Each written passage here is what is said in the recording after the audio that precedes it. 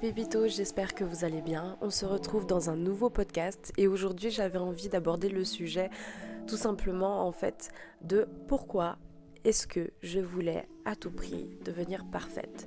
C'est une question qu'on m'a souvent posée, c'est une question que je crois qu'en fait qui soulève votre curiosité. Donc du coup j'ai décidé de faire un podcast avec vous pour en parler un peu plus sérieusement et vous expliquer un petit peu les antécédents de comment est-ce que j'ai voulu à tout prix devenir une femme parfaite. Comme d'habitude, prenez-vous une petite collation avec moi parce que d'ores et déjà, je préfère dire que peut-être ce podcast sera long. Je ne sais pas comment est-ce que je vais le monter, je ne sais pas du tout comment je vais formuler mes phrases, donc peut-être ce sera long, peut-être pas, on verra. Si vous venez de tomber sur cette chaîne, déjà bienvenue, je m'appelle Anisha. Mes heures perdues, je fais quelques petits podcasts pour soulever des sujets tabous notamment, mais aussi pour parler un petit peu de tout et débattre dans les commentaires. Donc si déjà le sujet te fait plaisir, n'hésite pas à lâcher un petit like et à t'abonner à ma chaîne, ça me ferait extrêmement plaisir. Donc commençons par le commencement. En fait, de base, moi étant plus jeune, donc on parle d'une Anisha qui avait genre 4 ans, 4-5 ans, même plus, je m'aimais comme j'étais. Je me trouvais plutôt sympa et même d'ailleurs, j'avais plus l'impression que c'était les gens qui me comprenaient pas et je me rejetais en fait tout le temps la faute sur ces personnes qui comprenaient jamais ma méthode de pensée, qui étaient pas souvent d'accord avec moi parce que du coup j'avais un grand caractère, je l'ai toujours dit, j'ai un grand caractère bien trempé et au fur et à mesure de ma vie en fait j'ai dû, de moi-même, tout simplement le canaliser, tout simplement parce que on m'a dit souvent qu'il fallait prendre conscience de la vie des gens, tout simplement. Alors que moi je comprenais pas exactement pourquoi, puisque du coup je me faisais suffisamment confiance avec mon caractère, avec mon franc-parler, avec l'envie que je dégageais, cette force naturelle en fait que je pouvais dégager. Mais on m'a dit, Anisha, il faut quand même écouter les gens. Ce qui est vrai à quelque part. Mais moi je l'ai tellement pris à la lettre que je n'ai pas partagé en fait cette décision de prendre l'avis des gens, c'est-à-dire de trier en fait ce qu'on me disait. Est-ce que c'était quelque chose qui allait dans mon sens ou peut-être pas, mais qui allait me faire évoluer dans le bon sens, ou bien est-ce que c'était juste de la méchanceté gratuite? Et en fait, j'ai commencé à écouter tous les avis de tout le monde. Et en fait, ça m'a brouillé le cerveau. Mais je pense pas être toute seule à penser ça comme ça parce que je suis sûre et certaine que je libère une parole pour beaucoup de personnes parce que face au regard des gens, tout de suite, on a envie de bien se comporter, tout de suite, on a envie de montrer la meilleure version de nous, tout de suite, on n'a pas envie de montrer en fait notre personnalité dans toute son intégralité. Donc oui, on me pointait du doigt facilement mes défauts, comme quoi ils étaient beaucoup trop forts, parfois trop impulsifs, parfois trop décisionnaires, trop autoritaires, etc. etc. Et du coup, en fait, à force de me rabaisser en fait ces défauts qui, à quelque part, ne sont pas là pour faire joli, c'est simplement que ça crée en moi mon identité que je suis. Et du coup, j'ai commencé à me dire que c'était moi le problème, que c'était moi parce que j'avais un caractère beaucoup trop trempé. Ça ne veut pas dire que les personnes qui ont un caractère plus doux sont des personnes qui sont plats et qui sont vides de sens. Je veux pas dire ça, c'est simplement que moi je vous apporte mon ressenti par rapport à mon caractère et parce que moi j'ai un caractère très fort. On note bien, je veux vraiment pas qu'il y ait de confusion dans ce que je veux dire, c'est simplement que je vous apporte un petit peu ma vision par rapport à ce sujet-là. Donc du coup, revenons à nos moutons. Donc je disais, tout simplement, face à pas ces injures, mais je dirais plutôt à ce qu'on pointe du doigt ce qui ne va pas, et du coup je me suis dit que c'était à moi de faire des efforts et que peut-être le fait de faire des efforts vers les gens et justement de prendre un petit peu plus conscience de ce qu'ils me disent, et du coup ça allait me faire évoluer dans le bon chemin. Sauf que comme je vous ai dit tout à l'heure, je n'ai pas trié sur le volet absolument toutes les critiques, j'ai tout pris pour moi et en fait à chaque fois c'était quelque chose qui me blessait mais à outre mesure parce que du coup en fait comme je vous ai dit je crois dans une story Instagram, Je me suis découvert il n'y a pas si longtemps le don d'empathie, donc je suis empathe tout simplement, hypersensible par la même occasion, et du coup c'est quelque chose que je pense que je le savais, mais en fait je voulais pas me l'avouer, parce que pour moi montrer cette sensibilité, montrer ce côté très à l'écoute des autres, montrer en fait tout simplement ce côté très émotionnel, pour moi, c'était pas un défaut, mais c'était une contrainte, parce que du coup, en fait, ça n'allait pas en adéquation avec mon fort caractère. Alors que oui, au final, en fait, je suis une personne qui reste humaine, je suis une personne qui reste proche de l'humain, et qui, à la fois, est exigeante, est autoritaire, peut se montrer parfois impulsif quand on l'énerve, peut se montrer parfois agressif quand c'est vraiment pas le jour de m'embêter, etc., etc. Donc, en fin de compte, la genèse de toute cette histoire, c'est tout simplement parce que, au-delà de ce que j'ai pu entendre, au-delà de ce qu'on m'a reproché, du coup, j'ai voulu changer ma personnalité. C'est pour ça que je vous disais, au moment de l'adolescence, moi, je me suis dit qu'il fallait que je change de personnalité parce que ça ne convenait pas aux personnes autour, que ce soit à mon entourage, que ce soit pour mes amis, parce que je pensais qu'en fait, j'étais une espèce de fardeau avec ce grand caractère-là. Donc du coup, j'ai commencé à imiter beaucoup de personnes autour de moi, des personnes qui avaient des caractères plus doux, qui étaient beaucoup plus charismatiques que moi, des personnes qui étaient très sensibles à l'humour, des personnes qui étaient... on va dire des femmes, surtout des femmes, parce que je prenais des femmes comme modèle, je prenais pas du tout les hommes, mais des femmes qui étaient vraiment très douces, très discrètes, qui s'effaçaient un petit peu... dans une foule de personnes, si on peut dire ça comme ça, qui avaient tendance justement à être dans un petit cercle plutôt qu'entourées dans une foule.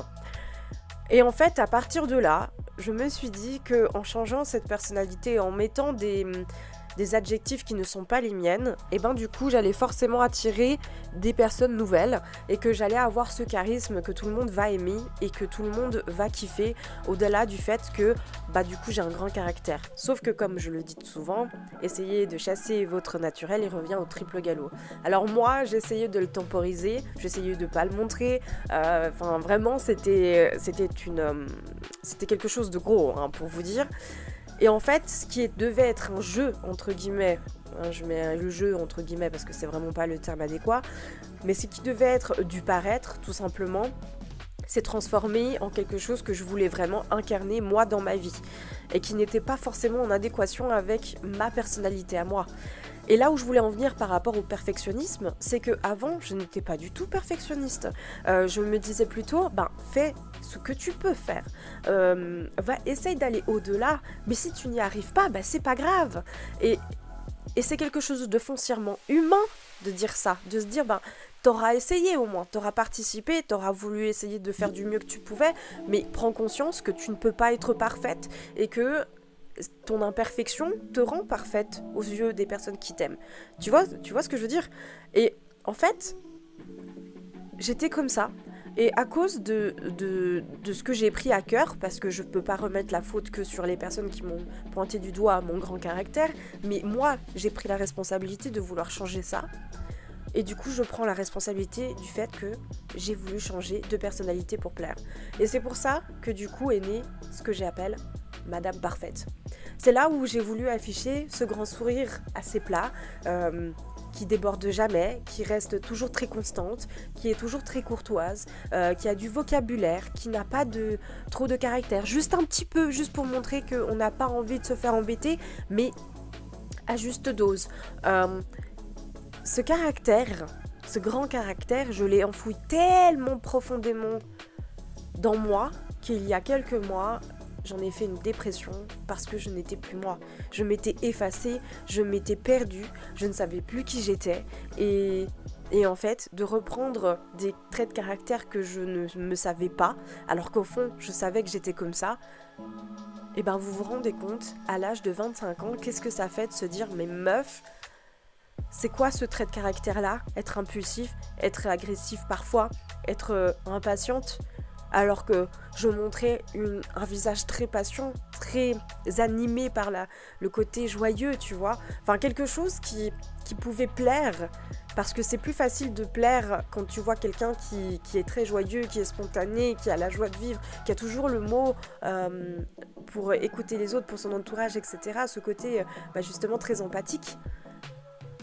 Alors que au fond, je l'ai toujours, ce côté très empathique. J'ai toujours cette méthode de perfectionnisme, que ce soit dans mon travail, que ce soit dans l'image que je veux rendre, dans l'image... Enfin, à la fois c'est du perfectionniste et à la fois c'est du contrôle, hein, j'ai envie de dire. Je me redécouvrais en fait carrément dans cette nouvelle identité, je me redécouvrais dans ma manière de penser, dans ma façon de me positionner, dans la façon que j'avais en fait et ma vision de vie tout simplement. Et c'était quelque chose de très nouveau à cette époque-là. C'est pour ça que je dis à 25 ans parce que maintenant je vais sur mes 27, mais c'était quelque chose de très nouveau et c'était quelque chose dont je n'avais plus l'habitude. Et de autoriser ma personne à être ce qu'elle est, à être comme elle est, à faire des coups de gueule, à dire stop, à savoir être tolérante, à savoir être patiente à des moments où il faut être patient, à essayer de faire des efforts pour son entourage, pour essayer de comprendre, même s'il y a parfois où on aurait envie de les secouer, et c'était quelque chose que du coup il fallait réapprivoiser. Et dans ce perfectionnisme, il fallait que je sois comme une couverture de magazine. Il fallait que, à tout prix, la première impression, ce soit la bonne. Et parfois même, ce qui était très drôle, c'est que beaucoup de personnes me disaient à cette époque-là, Anisha, au départ, je te croyais fausse, mais en fait, t'es trop gentille, etc. et tout machin. Enfin, ce genre de discours, vous savez, genre, toi, je te sentais pas, mais au final, t'es très chou. Et quand je recevais ce type de commentaires, maintenant que j'y repense, eh bien, en fait, ils avaient raison.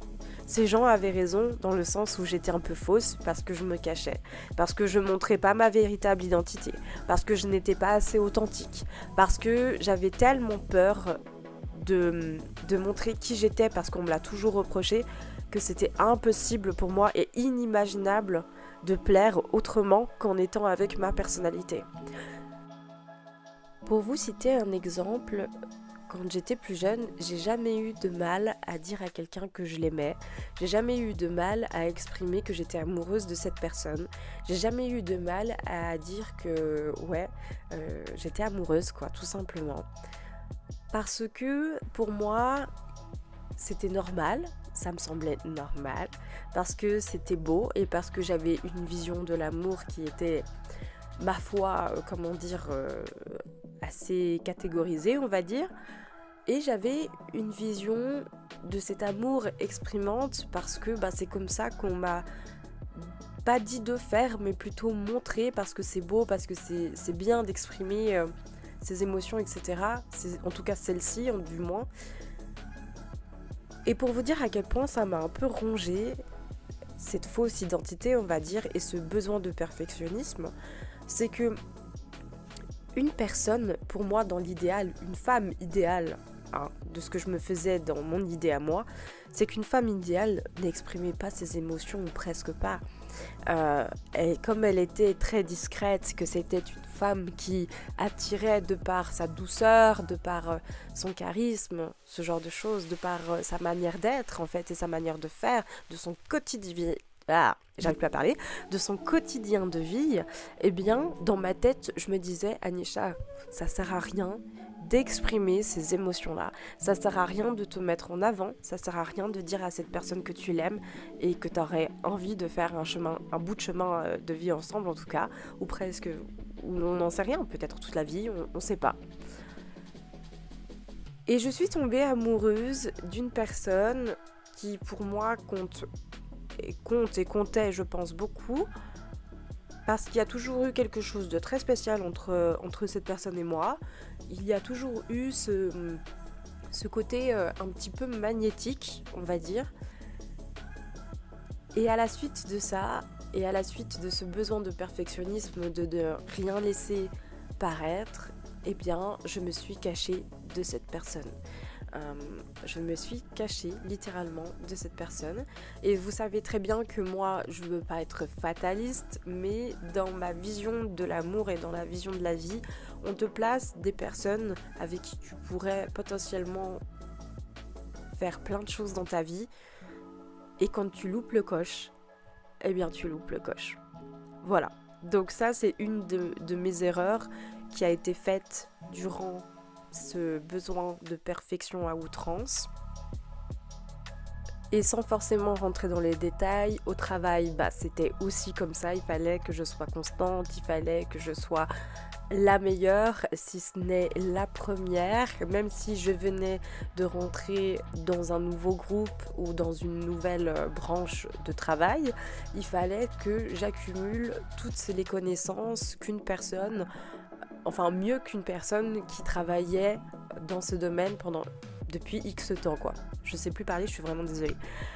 Mais vous vous rendez compte la charge mentale que je me mettais moi, parce que je voulais...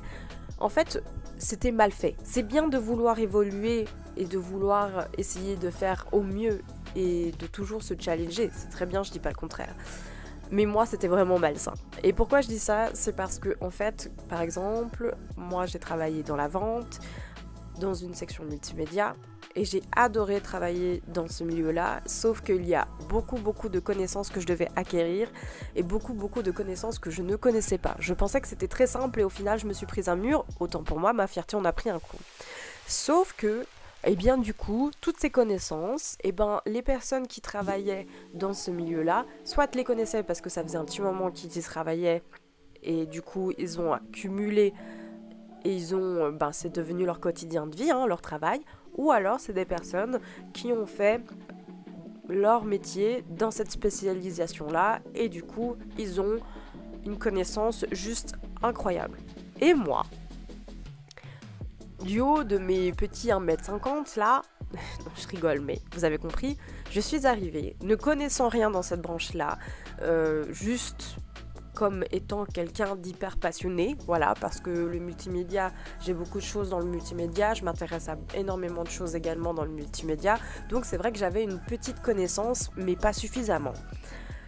Imaginez-vous que en 2 mois, je me suis donné le délai de 2 mois, il fallait que je connaisse le rayon par cœur. Avec toutes ces susceptibilités, pas du tout, subtilités, pardon, avec tous les petits critères et tous les petits détails qui étaient en accord avec la marchandise, il fallait que je connaisse ça par cœur. Il fallait que je connaisse l'entreprise par cœur et j'avais très peu de marge d'erreur dans cette fonction-là. Il ne me fallait pas que je fasse plus de temps d'erreur. Et quand j'en faisais, mais laissez tomber les gars, ça me décevait et j'étais vraiment fâchée contre moi.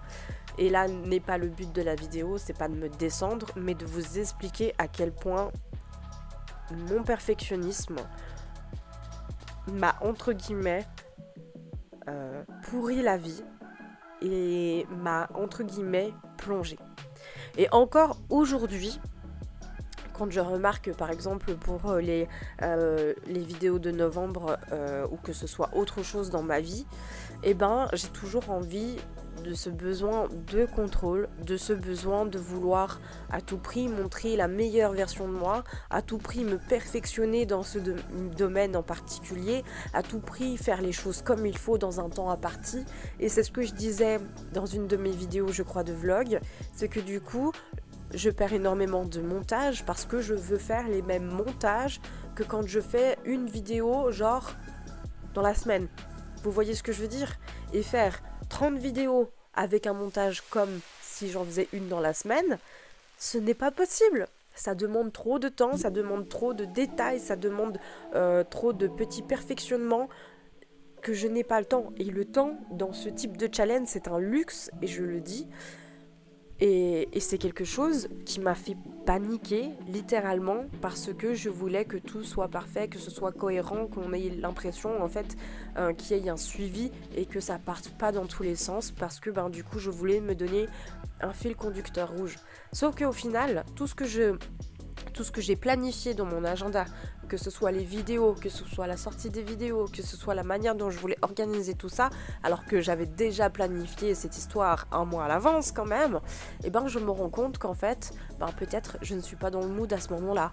Peut-être que tourner une vidéo qui demande trop de temps alors que en fait j'ai plein d'autres choses qui me tombent dessus à ce moment-là, et il faut que je le reporte plus tard, etc.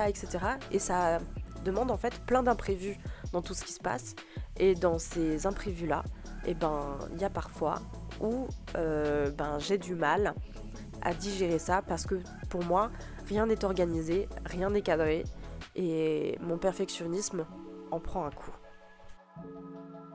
Dans ce perfectionnisme, je pense, c'est surtout avant tout pour plaire aux autres, pour avoir le plus de satisfaction.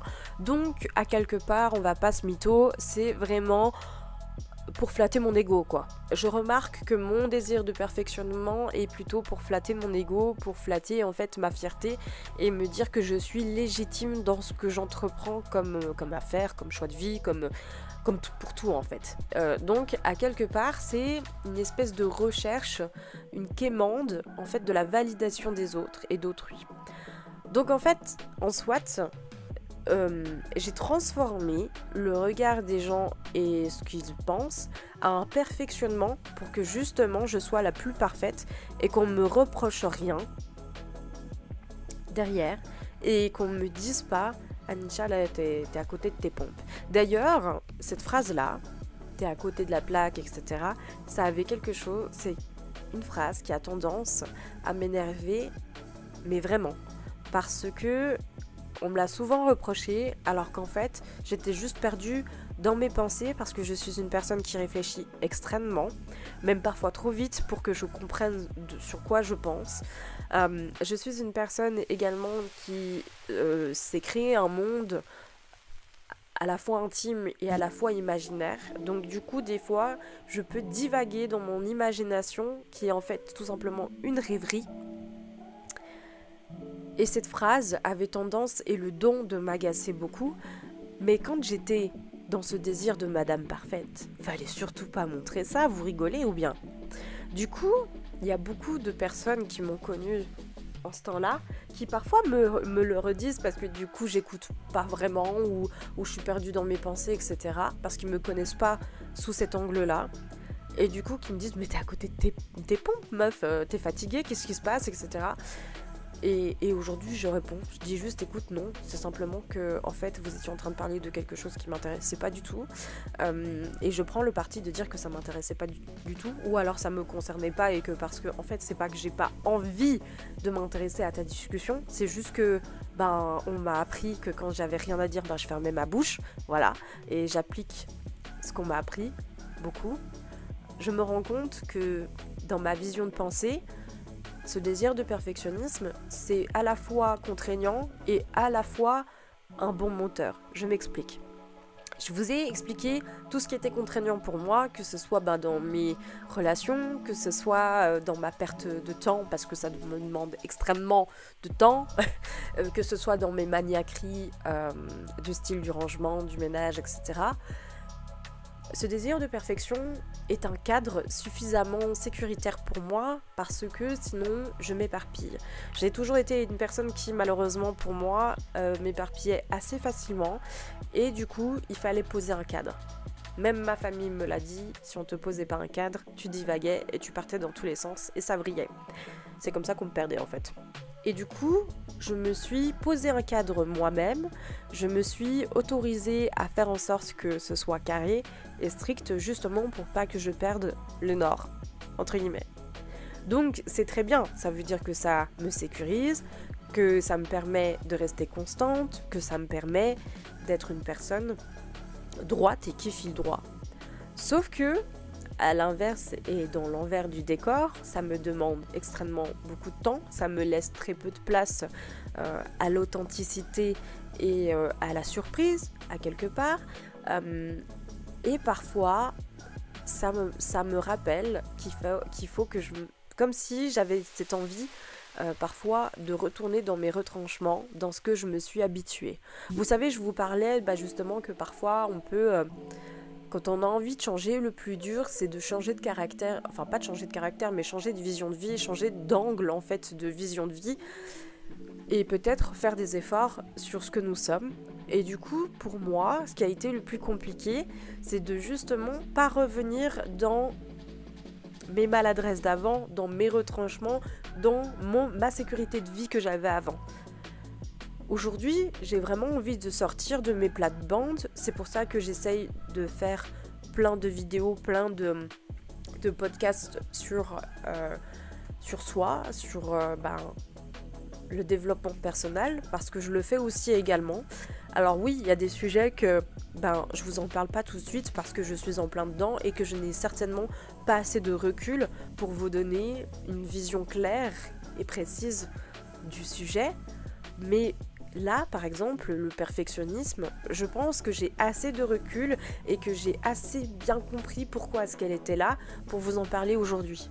Parce que ces questions que vous m'aviez posées par rapport à mon perfectionnisme, comment il se manifeste, pourquoi est-ce que j'ai des crises d'angoisse, etc., et ça fait un petit moment que vous me la posiez cette question. Je sais que vous en avez jamais parlé sur les réseaux où je vous ai juste balancé quelques indices comme ça, mais vraiment de vous parler, j'allais dire face cam, mais pas du tout, je me filme pas, mais vous avez compris, de vous parler de vous à moi, je vous l'ai jamais fait.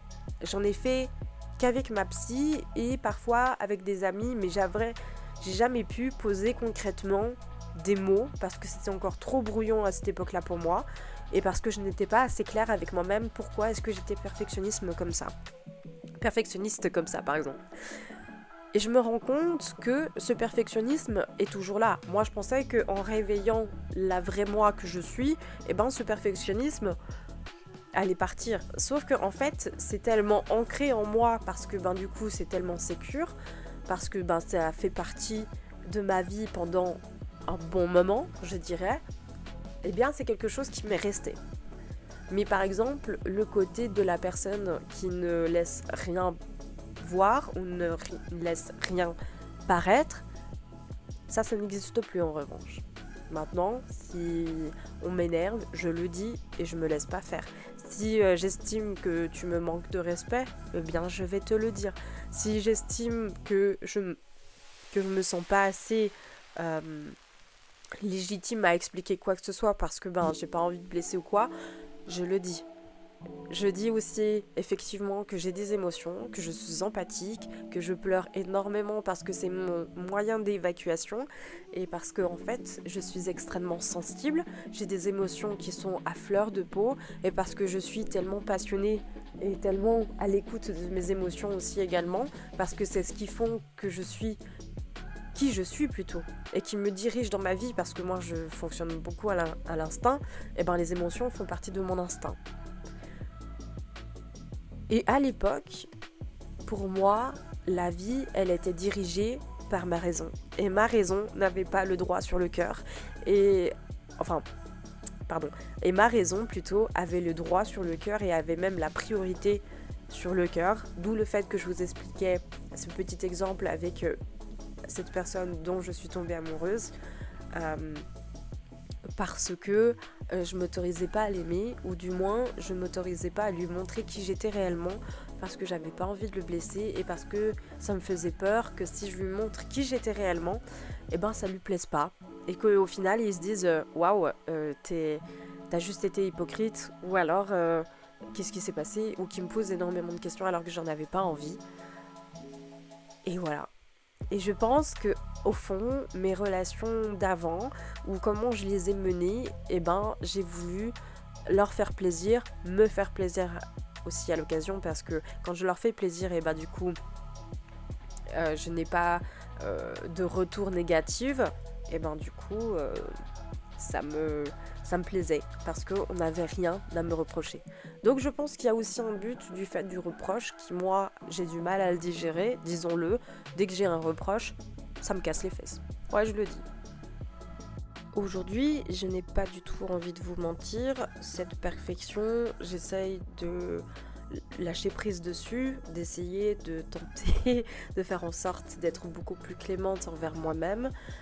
Mais je remarque qu'en fait, la perfection, je crois que en fait, même si ça a été engendré par ce qu'on m'a reproché, etc., je l'ai toujours eu. Parce que je visais très haut, même plus jeune, j'avais envie, je rêvais grand, je rêvais de prestige, je rêvais vraiment des choses très concrètes, mais qui à la fois demandent énormément d'efforts, parce que c'est pas juste un simple boulot, ou c'est pas juste un simple rêve, c'est beaucoup de travail, d'heures de sommeil en moins, de sacrifices aussi relationnels. J'entends par là, par justement le temps qu'on accorde aux autres ou pas, enfin ce genre de choses. Et du coup, je suis très exigeante envers moi-même. Même si, comme je vous ai dit tout à l'heure, je me disais, écoute, c'est pas grave si tu n'y arrives pas du premier coup, mais tire-en une bonne leçon pour que tu puisses faire mieux. En fait, c'était dans cette clémence-là que je voulais être, mais le perfectionnisme a fait barrage à cette clémence que j'avais de moi-même, a fait barrage à ces émotions qui me guident et à mon instinct qui ne me ment jamais, m'a fait barrage à mon naturel plus spontané, m'a fait barrage aux gens en fait, tout simplement, à moi aller vers eux, à moi leur dire que je les aimais, à moi de dire que j'avais envie qu'ils fassent partie de ma vie, parce que du coup j'étais très attachée à eux. Et je sais que maintenant, actuellement parlant, quand on dit ce genre de choses, on nous regarde un peu avec un regard de travers, ou alors on a une réaction assez gênée parce qu'on ne sait pas quoi dire à ce type de phrase. Alors qu'en fait, j'ai envie de dire que c'est un peu le b.a.-ba de notre existence sur Terre, parce que nous sommes pas faits pour vivre tout seuls, nous sommes faits pour vivre en communauté, même s'il y a des gens qui sont très indépendants, qui sont très... qui ont besoin d'être assez solitaires, etc. Même ces personnes-là, des fois, ça leur fait aussi du bien d'être en société. C'est juste que chaque besoin est différent. Et moi, mon besoin, c'était de me surpasser, mais avec de la clémence, avec de l'apprentissage, avec de l'écoute de soi.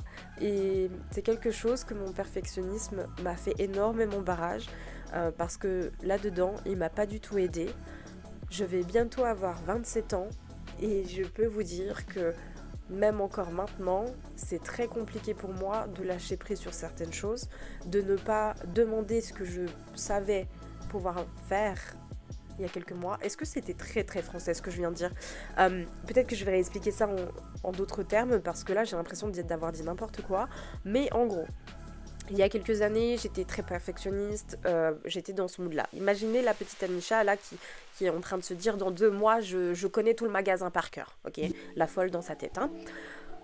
Et si en 2 mois je me challengeais qu'il fallait tout que je sache, je savais tout, hein. C'était vite vu, j'avais pas le droit de me laisser de dire oh ok c'est pas grave, je connais que la moitié du magasin, bon je te laisse un mois supplémentaire. Non, il fallait que je le fasse. Et du coup, me sachant encore maintenant que j'étais capable de faire ça, que j'étais capable de pouvoir travailler fort, de travailler dur, d'être pas conciliante, mais de pouvoir me donner à 110% et de faire un travail comme il faut, maintenant d'essayer de freiner en fait cette espèce de challengeuse qui est en moi, hein, au fond, c'est très compliqué, et ça s'avère très compliqué parce que du coup dans ma tête je me dis mais Anisha là t'es pas en train de tout donner, ça c'est pas possible, là t'es en train de c'est comme je me disais genre en mode là t'es en train de faire un peu n'importe quoi, tu prends un peu les gens pour des cons parce que du coup tu te donnes pas à 100% comme tu le faisais à l'époque, vous voyez. Et c'est ce perfectionnisme là que je mets en lumière parce qu'il ne m'aide pas, parce que du coup je me rends compte que même s'il y a ses avantages, il y a aussi ses inconvénients. Et que ce soit dans la maniaquerie, que ce soit dans mon perfectionnisme ou que ce soit dans mes traits de caractère, on remarque que j'essaye toujours de trouver un équilibre, sauf que cet équilibre parfois est un peu malmené parce que suivant dans quel mood je me trouve, mes émotions aussi jouent un rôle assez particulier là-dedans.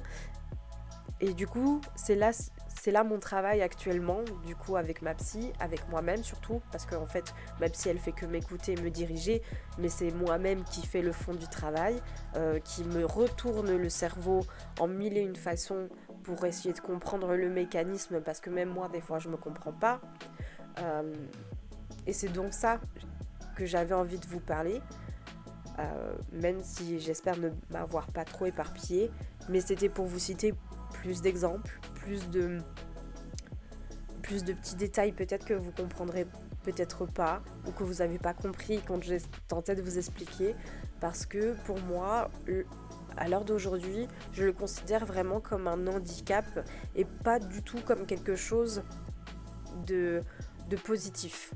J'essaie de toujours regarder avec cet œil positif et bienveillant, mais j'avoue que en fait, pour l'instant, là, tout ce que je demande, c'est d'être sereine, d'être posée, c'est ce que je suis, mais ce désir de perfectionnement ne m'aide absolument pas, que ce soit dans mes émotions, que ce soit dans mes relations avec les autres, que ce soit dans mon milieu de travail, quand j'ai envie de travailler, quand j'ai envie de me dire que là j'ai fait une bonne journée parce que du coup j'ai acquis beaucoup plus d'expérience, beaucoup plus de connaissances, etc. etc.